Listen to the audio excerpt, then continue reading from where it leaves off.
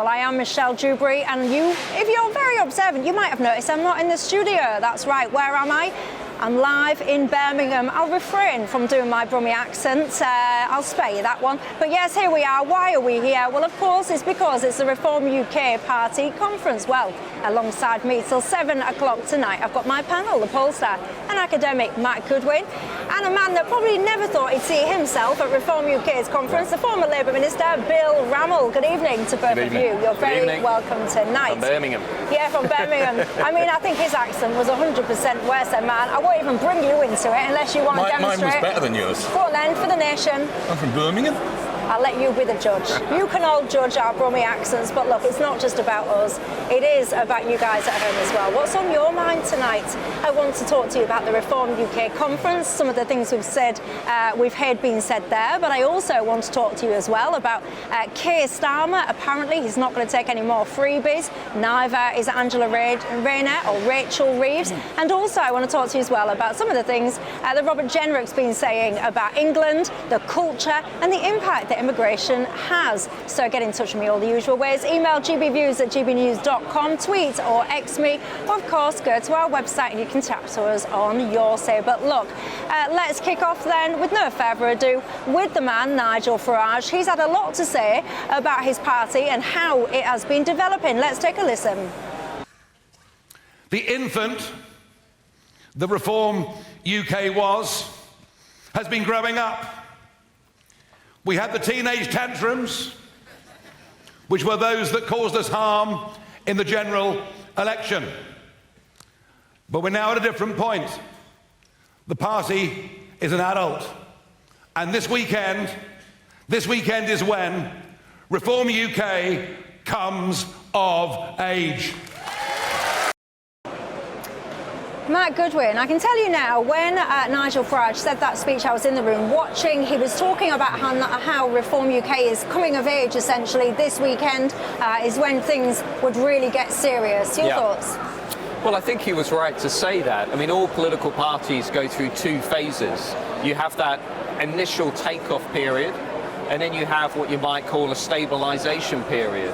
And I think what we're seeing is Reform sort of taking off at that general election, getting 4 million votes, 5 seats, but now having to think about, well, what does it take to stabilise? And what Farage said today was, well, they have to change their internal structure. They can't be just a private company with him owning all the shares. What he said to the members in the room is, well, you're going to own the party and I'm going to decentralise power to you. What was also interesting today, Michelle, is he said they've established more than 200 branches across the country in constituencies.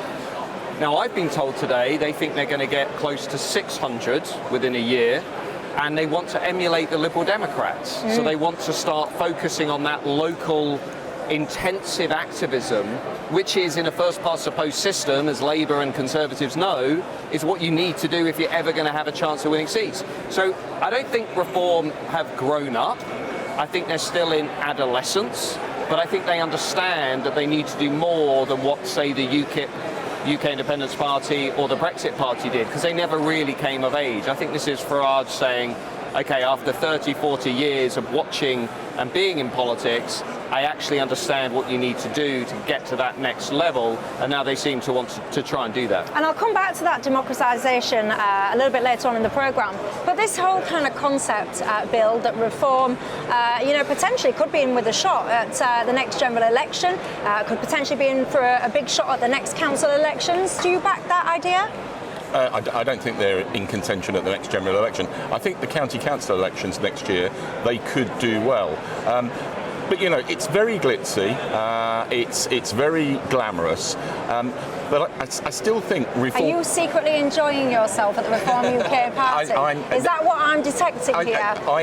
As you said, I never thought I would be at the Reform conference. However, I think Nigel Farage and Reform's big challenge is he's fantastic at mobilising 15 to 20% of the electorate, but he repels a significant number of more people, and that's the problem that he's going to face. And if they are coming of age, then they're going to face much greater scrutiny over their policies, the detail, their membership and all the rest of it, and that's where I think they're going to fall short.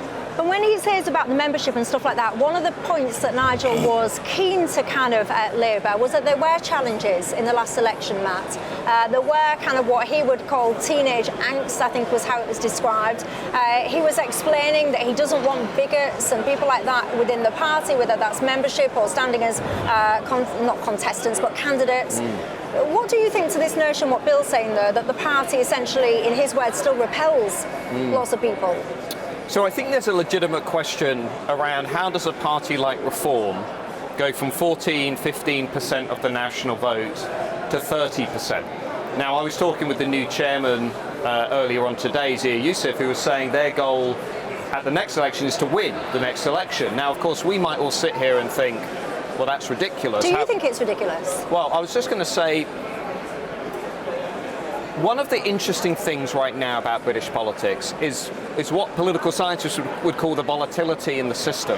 So how do you go from Boris Johnson winning an 80-seat majority to Keir Starmer winning the biggest majority since 1997? The reason is we don't have tribally loyal voters anymore. We don't have tribal allegiances. What we've got are loads of voters out there just swinging around from one party to another. So could Reform win the next election? I think very, very challenging. Would I say absolutely not? No, because I think actually in a world of Trump, in a world of Giorgia Meloni in Italy, in a world of, you know, all of these outsiders that seem to be doing quite well, I think anything's possible. What is interesting lastly though is I've never seen, and I've been interviewing and writing books on British politics for 15 years, I've never seen the quality of people around Nigel Farage as you've seen with Reform. So, you know, today giving the talks, the MPs, you know, I thought Rupert Lowe was very credible. I thought Zia Youssef as chairman, he sold his company for 200 million, 300 million, he knows what he's doing. I think you saw people who have experience, basically. I take the point about volatility. We are in a much more volatile age. But Farage has still got this problem. You know, you look at his net disapproval rating in the polls, it is significant. Even amongst Leave voters, he's in negative territory. So really? Yeah, minus 4%. So people that voted Brexit don't like Nigel Farage? Everybody's in negative territory at the moment, including Mr. Starmer, who's on minus 30, which is what I call Prince Harry territory. And Nigel Farage's figures are far worse. So I think he's got a really big challenge. But also, he talks about winning seats in the county council elections. We've been here before. I remember 2014 when UKIP in my former constituency of Harlow topped the poll and got a significant number of councillors. Because they were so inexperienced, they imploded after a year. And you talk, Matt, about the people around Nigel, the very close-knit team. It's going to be the people they select up and down the country. And I see nothing of any evidence that they're recruiting and selecting high-quality people. If I was being provocative, which you know I like to be, what I would say is, what I sense from you, Bill, is fear.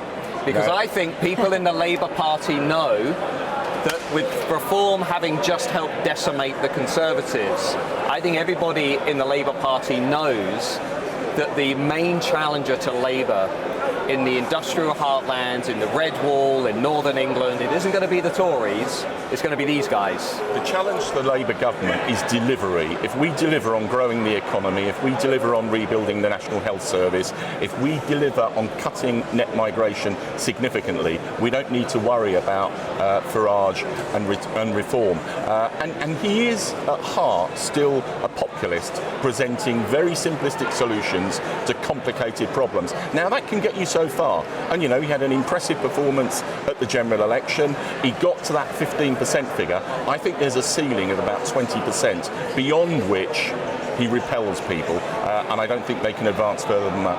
Well, I think if you look at where Labour are at the moment, it's a perfect marketplace for somebody like Farage.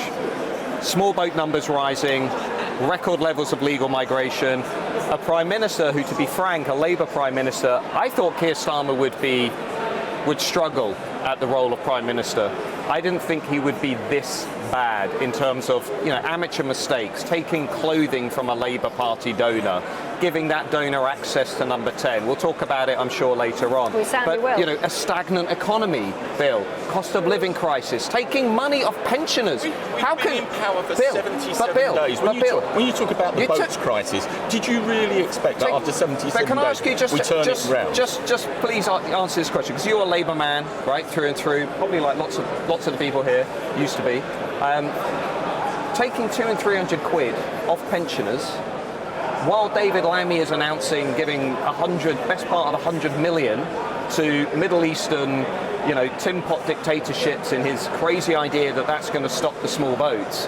There's something gone wrong in the Labour government. Well, hold on. If you want to tackle illegal migration, you are going to have to spend money. And in terms of the winter fuel allowance, there has always been a case for means testing. I actually think they've got it wrong in terms of the threshold, and I'd wait for the budget and see. I think that's going to change. Because every speaker here today made a point of saying, this isn't a party political point, but they've made a point of saying they opposed the cut to winter fuel payments. They were absolutely opposed. So what I'm saying is, I think you've got a new formula in British politics. I think you've got a party with Reform that is leaning a little bit left on these economic policies, saying actually no, we want to ring-fence benefits, we want to ring-fence protections for pensioners, but is leaning to the right on cultural questions, illegal migration, stop the boats, clamp down on diversity, equity policies in public institutions. With an increased profile, the scrutiny on reform is going to be much more significant, and it doesn't add up.